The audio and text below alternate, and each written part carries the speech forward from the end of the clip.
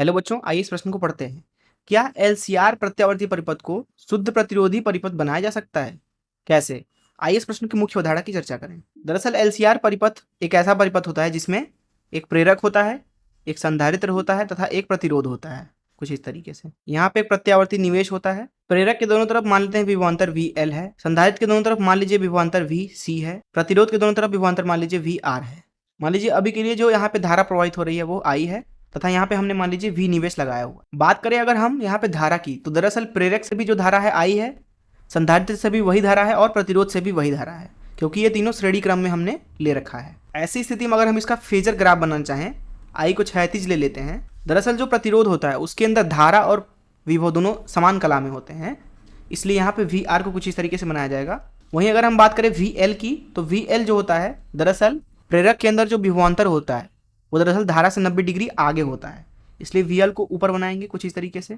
तथा यहाँ पे जो VC होगा अर्थात संधारित्र के अंदर विभवांतर, वो उसके अंदर भी धारा यही प्रवाहित हो रही है। अब क्योंकि जो संधारित्र होता है उसका विभव जो होता है वो धारा से 90 डिग्री पीछे होता है, इसलिए अगर इसी ग्राफ पर हम बनाना चाहें VC को, तो वो किसी तरीके से बनाएंगे। ये कोण होगा 90 डिग्री और ये भी कोण होगा 90 डिग्री। अब हम यहाँ पे अगर देखें ध्यान से, तो एक समय पे या तो VL ज्यादा होगा VC से, या तो VC ज्यादा होगा VL से, अथवा ये भी हो सकता है कि VL और VC आपस में बराबर हो जाए। तो यहाँ पे दरअसल तीन स्थितियां बन रही हैं।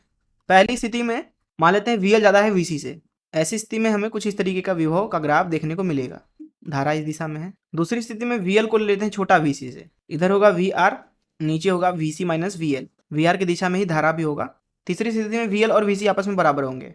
ऐसी स्थिति में दरअसल होगा ये कि ये और ये आपस में कट जाएंगे और परिणामी ग्राफ ऐसा दिखेगा। VR इधर है और धारा भी इधर ही है, VR होगा ये, धारा ये हो गया। अब यहाँ पे आप ध्यान से देखें तो VL ज्यादा है, इसलिए इसको बोला जाता है प्रेरकीय परिपथ, क्योंकि यहाँ पे जो हमारे पास में प्रेरक है उसको ज्यादा महत्वता मिल रही है। वहीं यहाँ इसको देखें तो यहाँ पे क्योंकि VC ज्यादा है अर्थात संधारित्र के दोनों तरफ विभवांतर ज्यादा है, यह दरअसल धारितीय परिपथ है, अर्थात यहाँ पे जो गुण है परिपथ के अंदर वो दरअसल संधारित्र का है। तीसरे वाले परिपथ के बारे में बात करें तो यहाँ न तो प्रेरकी गुण है न तो धारितीय गुण है, यह दरअसल शुद्ध प्रतिरोध का ग्राफ है, अर्थात यह परिपथ दरअसल कुछ और नहीं बल्कि शुद्ध प्रतिरोध का परिपथ है। तो इस मुख्य उदाहरण से इस प्रश्न को हल करें। यहाँ इस प्रश्न में बोला जा रहा है कि एलसीआर प्रत्यावर्ती परिपथ को शुद्ध प्रतिरोधी परिपथ बनाया जा सकता है, तो इसका उत्तर हो जाएगा हाँ। कैसे? आप अगर तीसरी स्थिति को देखें तो हमने दरअसल एक एलसीआर परिपथ को एक शुद्ध प्रतिरोध के रूप में बना दिया है। ऐसा तब होगा जब VL और VC आपस में बराबर होंगे। अगर VL और VC आपस में बराबर होते हैं तो ये एलसीआर परिपथ दरअसल कुछ और नहीं बल्कि एक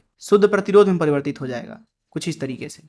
तो इस प्रश्न में पूछा कैसे, तो दरअसल VL और VC अगर आपस में बराबर हो जाएं, दरअसल यह स्थिति कहलाती है अनुनाद की स्थिति। अनुनाद की स्थिति एक ऐसी स्थिति है जब एक एलसीआर परिपथ दरअसल एक शुद्ध आर परिपथ के जैसा व्यवहार करने लगता है। यह स्थिति तब आती है जब VL और VC आपस में बराबर हो। दरअसल इससे हमें मिलता है XL और XC आपस में बराबर में, अर्थात जो भी यहाँ पे निवेश दिया जा रहा है, प्रत्यावर्ती निवेश दिया जा रहा है, उसका अगर कोणीय आवृत्ति लिखना चाहें तो वह बराबर होता है अनुनाद की स्थिति पे 1/√में LC। इस स्थिति में हम एलसीआर परिपथ को शुद्ध प्रतिरोधी परिपथ में बदल सकते हैं। मैं आशा करता हूँ कि आपको इस प्रश्न का हल जरूर समझ में आया होगा। धन्यवाद।